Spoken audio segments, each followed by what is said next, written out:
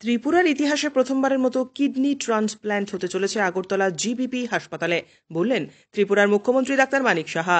শনিবার আগরতলা গোর্খা বস্তি স্থিত প্রজ্ঞা ভবনে জাতীয় স্বাস্থ্য মিশন ইন্ডিয়ান ডেন্টাল অ্যাসোসিয়েশনের যৌথ ব্যবস্থাপনায় ন্যাশনাল ওরাল হেলথ প্রোগ্রামের রাজ্যভিত্তিক ডেন্টাল সার্জনদের প্রশিক্ষণ শিবিরের উদ্বোধনী অনুষ্ঠানে অংশগ্রহণ করেন ত্রিপুরার মুখ্যমন্ত্রী ডাক্তার মানিক সাহা।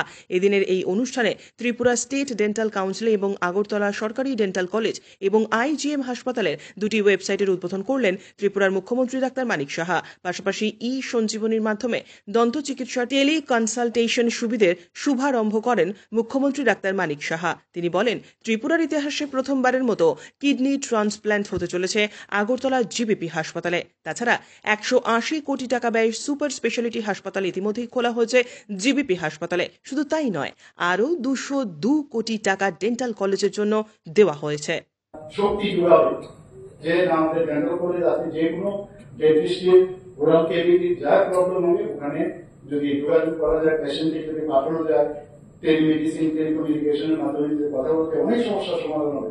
তো সেই দ্বারা আমাদের সরকার আমাদের চাইছি যে আমরা যেখানে স্বাস্থ্য পরিষেবার বিষয় আপনারা সবাই জানেন, মুখ্যমন্ত্রী জন আরোগ্য যোজনা 5 লাখ টাকা করে সেই ব্যবস্থা আমরা করেছি যে 4.25 যারা প্রধানমন্ত্রী জন আরোগ্য যোজনা, যেটা প্রধানমন্ত্রীজির এই যে যোজনা সারা পৃথিবীর মধ্যে আলোচ্য বিষয়, যেটা কিভাবে উনি করে। তো এতে করে তার ক্যাবিং আছে, এই ক্রাইটেরিয়া থাকলে তবেই তারা পাবে। আমরা কি করবো যে না, যারা আরো প্রায় 4.25 অর্থাৎ এই যে পপুলেশন, তারা যেহেতু এই সুবিধা আসছে না, সেটাও মুখ্যমন্ত্রী জন আরোগ্য যোজনায় একই ধাপে আমরা করেছি। এর মধ্যে অনেকে প্রশ্ন করছিল, আমাদের সমস্ত জিবি হাসপাতাল থেকে আরম্ভ করে আমাদের গভর্নমেন্ট হসপিটাল সব জায়গায় এই মানে বেড বিষয়টা আছে। তো অনেকে জিজ্ঞেস করছিল যে টিএমসি কে আমরা দিয়েছি, এর মধ্যে আইএলএস কে আমরা দিয়েছি, আস্তে আস্তে করে আরো সেদিকে আমরা যাবো, আরো বাইরের হসপিটাল গুলোকে আমরা দেবো। তো বিভিন্ন স্বাস্থ্য ক্ষেত্রে আমাদের প্রায়োরিটি সেক্টর, এডুকেশন আমাদের প্রায়োরিটি সেক্টর, আমরা চেষ্টা করছি।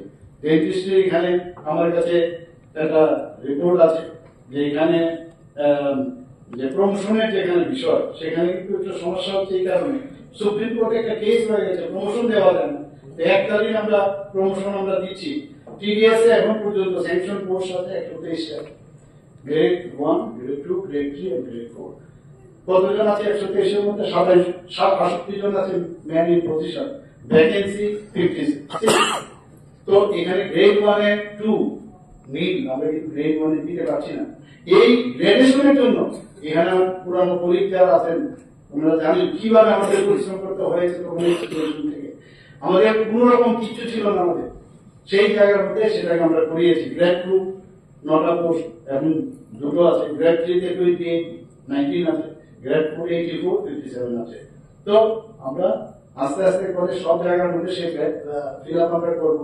কিছুদিন আগেও আপনারা দেখেছেন আমরা একটা চাকরি মেলা আমরা করেছিলাম, অফার দিয়েছি, সবাই অফার অ্যাপয়েন্টমেন্ট লেটার দিয়েছি। এখন পর্যন্ত সেদিন প্রায় 400 উপরে আমরা অ্যাপয়েন্টমেন্ট লেটার, চাকরি নেই চিৎকার করে সব জায়গার মধ্যে একটা বিরোধিতা করে।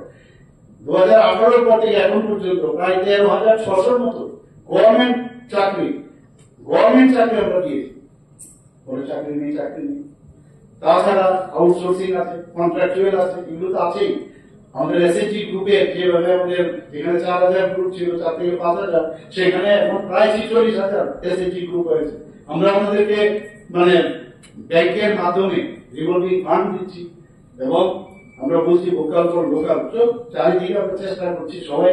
ডেন্টিস্ট্রি মধ্যে আমি বলবো, অনেকে কেউ যদি মনে করে যে ক্লিনিকটা আমরা করবো, ক্লিনিকের জন্য আমি কিছু লোন লাগে, সেই ব্যবস্থা আমাদের গভর্নমেন্টের মাধ্যমে, ব্যাংকের মাধ্যমে আমরা সেটাও করতে পারি, কোনো অসুবিধা নেই। এবং একটাই জিনিস রাখতে হবে যে আমি ক্লিনিক খুলি আর যাই খুলি, এখন যেহেতু এখানে নজরদারির বিষয় এসে গেছে, ক্লিনিকের যা যা দরকার তার হাইজিন মেনটেন থাকে, সেখানকার প্যারামিটার সেটাও তৈরি হবে। সেই ডেন্টাল কাউন্সিলকে আমি বলবো